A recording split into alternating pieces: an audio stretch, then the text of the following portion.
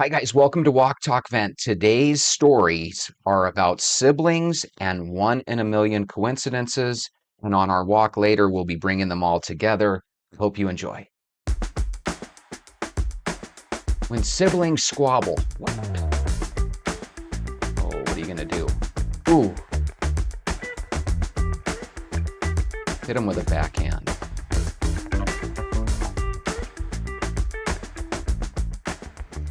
So my daughters are literally in the next room over from me, Right? and they keep FaceTiming me.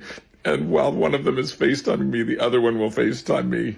And even though they're in the same room, just to see if I'll get off of the FaceTime for one or the other. And I always do. And then they show each other. And it's this wonderful little bit of sibling rivalry that I like to foster. I like to nurture that. That is cute. It shows you that your daughters want to be the apple of your eye, right? But at the same time, here's the cool thing. He looks like he's probably in his 40s, maybe his 50s, but on the inside, that guy's still 22. Love it.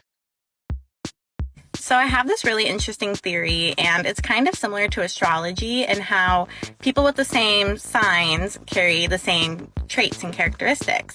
And mine's actually based off of names because the other day I was feeling really curious and Googled my name to see what would pop up.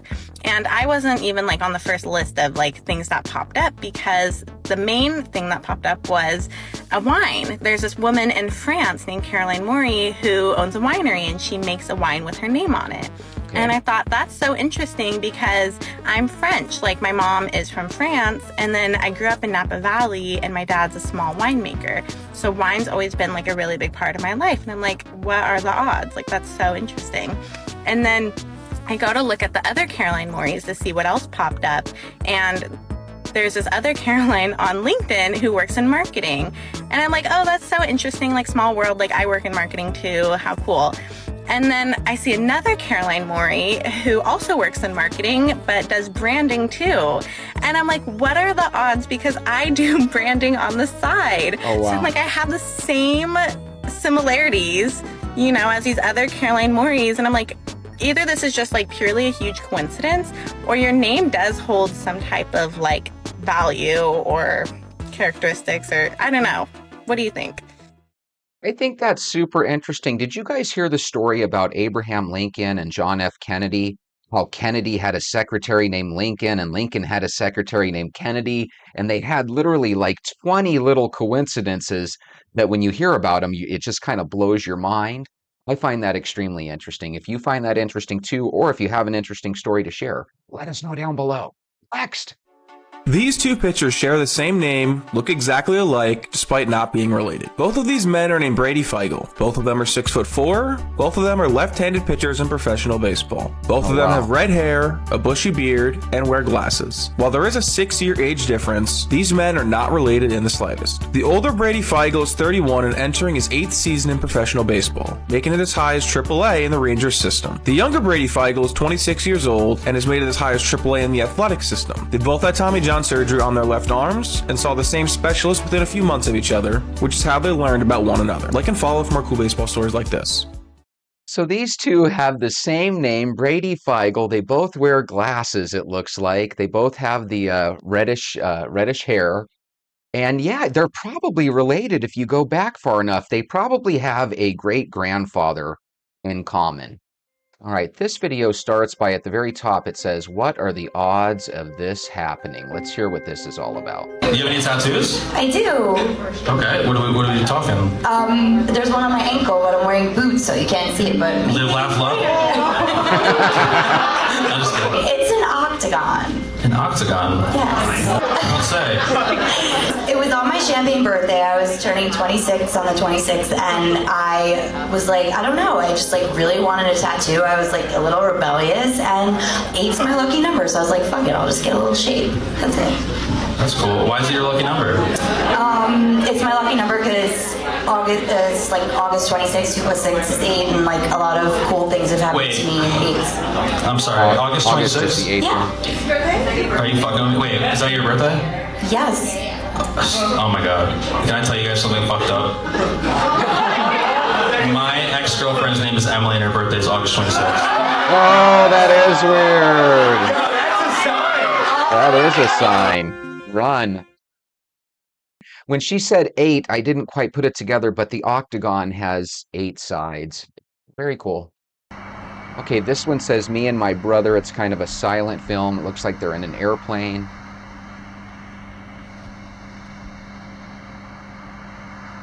Got your hat? I'm sorry. I didn't understand that. It looked like he was looking right at him as he did it. Maybe he was half asleep. So the best Christmas gift I got this year was a letter that is taller than I am. This is the letter. I hung it up. I will show you how much taller it is than I am. Okay, so let's guess real quick. Since she's a girl, I'm just going to assume that she's between 5 and 6 feet, probably somewhere in the middle, right? Because she doesn't look super short. But this letter definitely looks tall. Real quick in the comments, let's guess how short or tall it is. Put your guess down in the comments. I literally just took this photo, but like, it is insanely tall. Maybe I should measure it. All right, I've got a tape measure. We're gonna do this. Oh no, I need to. Oh, it's longer than the tape. I need the big tape measure. I'm usually not allowed to use the big tape measure because I don't push the button the right way. And apparently it can be damaging if you don't do it the right way. This is almost 7 feet. It is literally 6'8". So let me tell you why this letter is important. It's from my brother. He was diagnosed with autism earlier this year. And as I'm sure most people are aware, people with autism can sometimes have issues with explaining themselves in general, but especially with their emotions. So for him to write me a 7-foot letter about how much he loves me and telling me this story, I barely remember that he like tells everybody when they're like first talking about, oh, my sibling does this. He's like, well, my sister. And it was beautiful and it made me cry. And I am just like over the moon. Anyways, tell your people that you love them. Amen. Because my brother didn't spend a dime on me this Christmas. And this was the best gift I've gotten this year. Now, just between you and me, if somebody wrote me a letter that was 6 foot 8 inches in length, I would look at that just as good, if not better than a gift, because that guy must have spent hours on that letter. And what a beautiful relationship that those siblings share.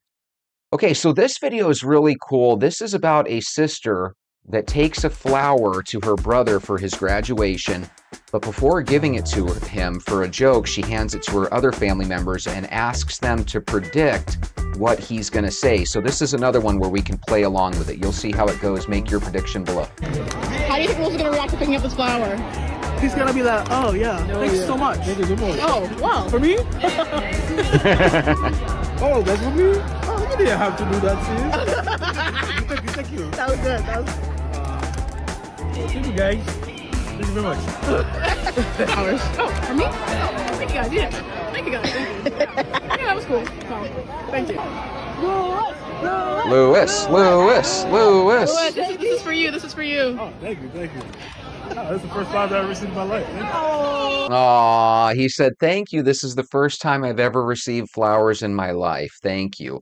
That is a real blessing. You know, if you take gifts that people aren't expecting, sometimes it really can touch them. That was beautiful.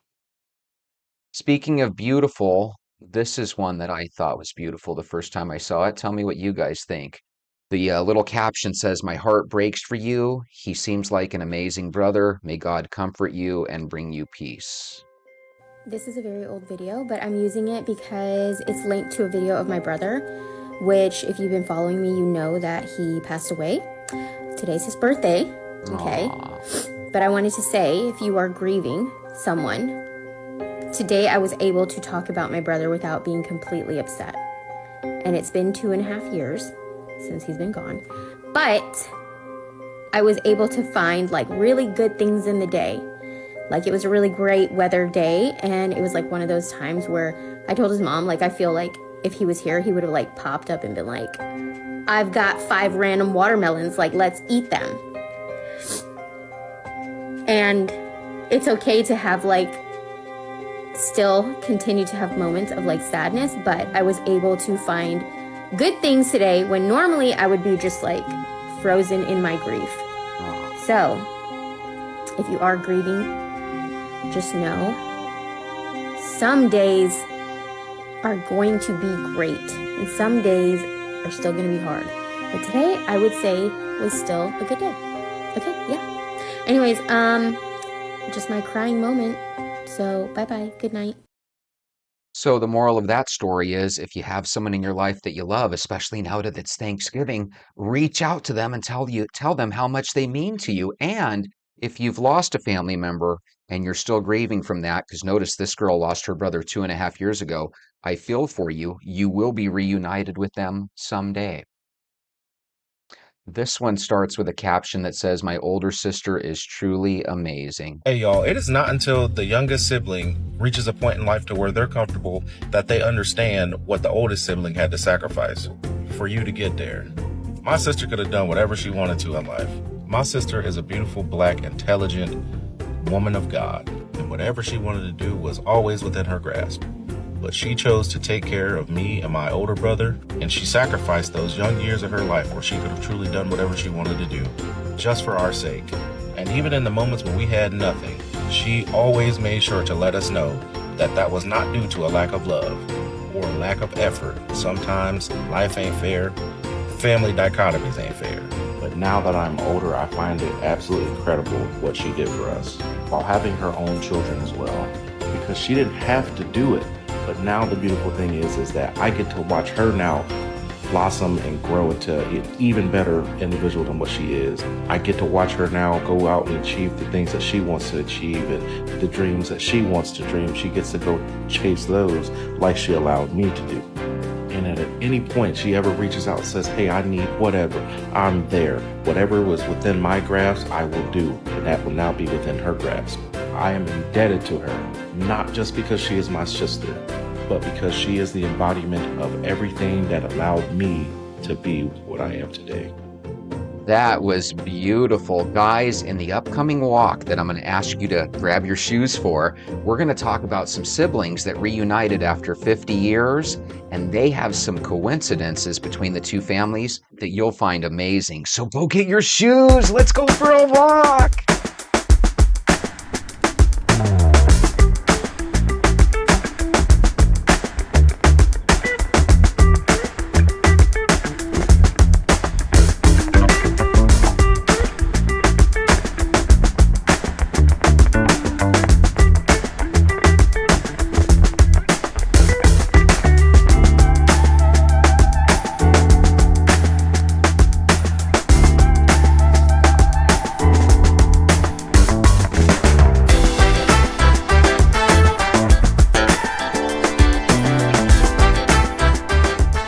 Happy Thanksgiving, Venters. I can do this, you can do this, we can do this.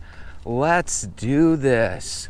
If you're new to our channel, we are the Venters. We walk every single day, we drink water every single day, and we avoid sugar like the plague.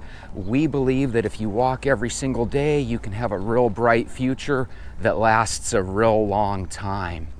Guys, I've been walking every day, basically every day, for the past couple of decades, and it's a part of my life that I just can't imagine me not taking part in. And for a lot of you guys that have been walking with me for the past 8 or 9 months, a lot of you guys feel very similar. So if you're new to this channel and you're thinking about opening up a gym membership, I say go for it. But if you're on the fence and you want to know if you're even workout material, go for a couple walks with us. I think what you'll find is that it's by far the most enjoyable exercise that you can possibly do, and there's a very good chance that it might be the absolute best exercise you can do, simply because it's very repeatable and it's actually enjoyable, where, let's be honest, most of us dread going to the gym, right? Guys, I have a wonderful story that I want to share with you. Jessica took a DNA test from Ancestry.com out of curiosity about her family. Nicole, on the other hand, who had already taken a DNA test, found a genetic match indicating a half-sister on her father's side. Nicole, being ever curious, reached out to Jessica, and they decided to meet in the summer of 2023. Check this out. Nicole named her daughter Jessica, and Jessica named her son Nicholas, and that was despite the idea that they didn't really know that one another existed. Is that crazy or what? Jessica traveled from Florida to Michigan to meet Nicole, and the two half-sisters quickly bonded. Now, besides having kids that were mysteriously named after one another, which I thought was just amazing, they also have a couple of other strange similarities or parallels. One of those is that both lost their mothers to heroin overdoses, which leads me to believe that their father, who they shared, probably dated some fast women that had drug problems, if you know what I mean. Their father gave both of them the same middle name of Lenore, which he was inspired to do by a poem from Edgar Allan Poe, who just happened to be their father's favorite author. And by the way, you and I have probably read a half dozen Edgar Allan Poe stories. For those of you that may not be familiar with Edgar Allan Poe, think Stephen King from the, I believe, 1800s. And I think we've all read like The Crucible or The Raven and a couple of other works that he had. I don't know if The Crucible's from him, but I'm pretty sure he did The Raven. And he also had some other works that I can't name off the top of my head. But believe me when I tell you, you and I have probably heard those stories before. Extremely talented author. The reason I brought up this story is because, number one, it's from our good friends at the Good News Network. And Lily, you recommended that I go back to the Good News Network and share some fun stories that are positive, and I thought it doesn't get much more positive than this. Okay, so if we're gonna go to an all-electric force of vehicles in the future, I say they start with those loud dumpster trucks and buses. Holy moly, that thing is loud. For those of you that might not know this, I have a half-sister that I never met either. What's interesting is I got a 23andMe ancestry test that they sent me a couple years back, and I was gonna fill it out and spit into the little vial, right, and get my test back. But then I started watching these videos on YouTube where they were saying that the ancestry isn't necessarily the most accurate. And they also said something along the lines that, if you do your ancestry, then the Chinese will have access to all your information and they can make a biological weapon that can kill you.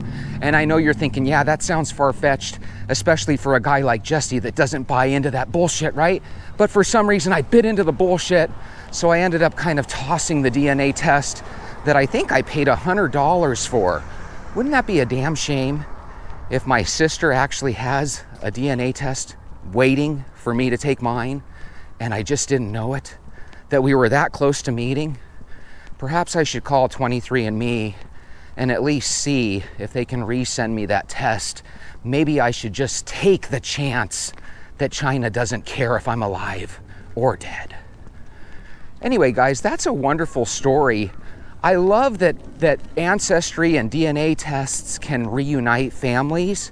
And considering I do want to meet my sister someday, if there's a chance, that might be my only chance. So again, being the cheapo that I am, I'm going to try to reach out to them and see if they'll resend me the test. But even if they make me repay for it, maybe that'll be a little Christmas gift that I'll buy for myself. By the way, you guys out there, a lot of times it's real easy to go many, many years without taking care of yourself and buying yourself any gifts. Do any of you guys like to buy yourselves either birthday or Christmas gifts? If so, let me know. One of the things that I've done over the past couple of years that I've been a single guy is I like to take myself out to nice restaurants. I like to take myself out shopping. And those are things where I used to take my girl out shopping or my girl to a restaurant. And you want to know something?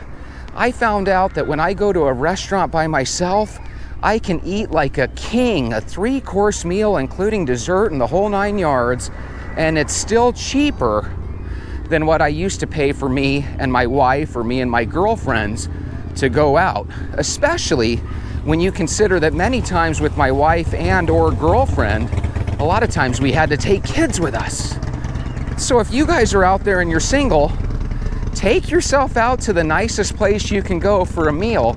I have not eaten so well as I have when I'm single, even though I ate rather well when I was married, because my wife at the time really enjoyed cooking incredible meals. So there are some benefits to being married, but there's also some benefits to being single, as you guys know.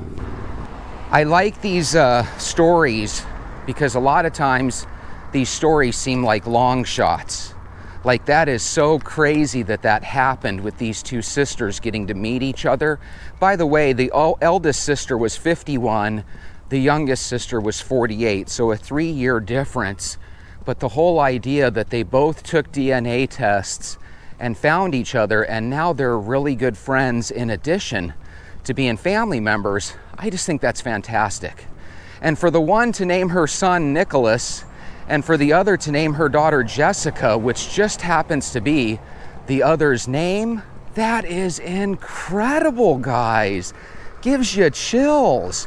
That is such a long shot. Jesse, show us how you put that back into our regular conversation. Well, another long shot is my ASU Sun Devils, which I don't know if you saw this, Sean, but it looks like there's a chance they're actually going to make the college football playoff as the potential Big 12 champion. So I called up my local casino here, the Desert Diamond, right? And I said, hey, if I bet $100 on my Sun Devils to win it all right here, right now, how much would I win on my $100 bet? And they told me, Jesse, you'll win $10,000 plus your $100 back.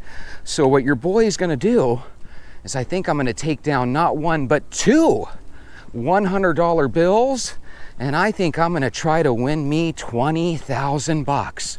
Now let's talk about this bet. That is a bet where I am more than likely throwing away $200. However, if I win $20,000, and if I lose, guys, I save my money. I go on a lot of walks rather than spending money frivolously. So therefore, I can afford to lose the $200. Now that checks all the boxes to be a safe gambler. You want to take a gamble that you can afford to lose, but where you bet small in order to win huge. The only thing I'm going to regret is not if I lose, but if I win, I'm going to say, why didn't I bet $1,000, damn it? Why didn't I do it? But I know that my venters are with me. I know that if it comes down to me winning this money, you guys are going to all root for my Arizona State Sun Devils. And we have this little running back, number 4, named Cameron Skattebo. Guys, he is the most exciting college football player that I've seen since Lamar Jackson, the quarterback of the Baltimore Ravens. When he was quarterback for the Louisville Cardinals, I saw him jump over a person trying to tackle him, literally jumped over him. And the guy was standing fully upright. So we're talking amazing talent. What this Cam Skattebo has is the fact that he looks like he's 5'7". He looks like the tiniest guy you'll see, but he looks like a superhero from the standpoint of he's about the thickest, bulkiest 5'7" guy you could ever imagine. And he has a superpower. When they hit him, they being those big football players, he doesn't go down, he keeps on going. And that describes us venters to a T. When something happens like Halloween and we gain a little weight because we're eating candy, or something happens like the holiday season where we're eating too much turkey and gravy and stuff, right, and stuffing, we're not giving up. We're still going for our walks. You might be drinking more sweet tea and soda than ever this time of year, but you know as well as I do, our game plan is to get right back on the water, get right back to avoiding sugar, and we're not going to stop walking, not even for Thanksgiving. So what I want you guys to do is make a proactive plan, if you haven't already.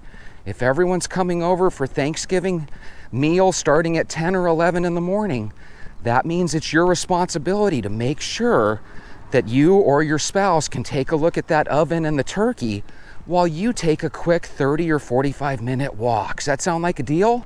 Let's all do this together, okay? Remember, I can do this, you can do this, we can do this. Let's do this. The key to walking is to use your family and your job as your catalyst that actually gets you to walking. That's why I recommend, if you go to work at 8 o'clock in the morning every day, wake up so you can get out of your house by 7 or 7:30 to take your walk. And if you know you're going to be eating a ton for the holiday here, make sure you take an extra walk. Do some extra credit. Remember, every half hour that you and I walk, we are burning about 150 calories, give or take. That Coca-Cola that you're going to be drinking with your meal, that's 150 calories for that can of Coke. So what I'd like you to do is I'd like you to limit yourself to just one soda per meal for Thanksgiving and Christmas. And then during that month from November to December 25th, let's go ahead and we'll start doing 2 walks from the end of November here at Thanksgiving tomorrow, okay? Or today is your Thanksgiving. Wake up, watch this video, get your shoes on, let's go. Real quick about those 2 sisters. I don't know if you guys find it fantastical, amazing, or very, very sad, or all of the above, that both of them had moms that died of heroin overdoses. But that goes to show you why indifference is so darn deadly. A lot of people, when they have family members that are on drugs, they get to the point where they can't be around them, right? So they separate. They become cut off from the family, so to speak. Many of them become homeless. They're living out of cars, if they're lucky enough to have a car. They're living on people's couches, right? But the point is, you never want to be indifferent to your family members, because when it comes to people that are addicted to drugs, a lot of times they end up perishing.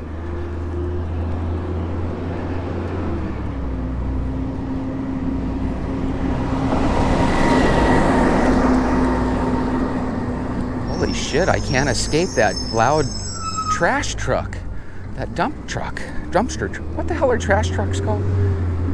The dumpster. I forget. Anyway, you guys know what I mean. Loud as hell. But anyway, back to what I was saying. A lot of us do have friends and family that are on drugs. I'm one of these that's the first to say if someone's on drugs and they're a friend of yours, get them out of your life, because they're not really the person you think they are. But at the same time, if they are a family member, it's a little bit different than a friend, right? You need to at least try to maintain contact with them so that if they are ever at a really, really bad part in their life, you can hopefully catch them while they're falling. I don't know about you, but I'd rather have a horrible family member that's alive rather than a horrible family member that's no longer with us, you know what I mean? So that's my game plan for today, guys. I'm gonna go take a little money up to the casino, place a bet on the Sun Devils, say a couple prayers that they get lucky and win. But again, this is one of those things where I'm pretty much kissing my $200 goodbye. But again, I'm not going to be up there every week making a bet. I just look for these one-time bets that are so fantastic that if you win, you end up winning a lot of money. I don't know if you guys remember this or not, but the last major golf tournament that they had, or I think it was 2 majors ago, I put $100 on Brooks Koepka, and another guy that I almost put money on ended up winning that bad boy. So again, sometimes we're on the right mindset. We're just a little off. But again, I think that's the best way to gamble. Gamble with the idea that, hey, I've already lost this money, and if I win, it's going to be life-changing, because even though $20,000 isn't necessarily life-changing to a lot of people, for this YouTuber, it sure the heck is.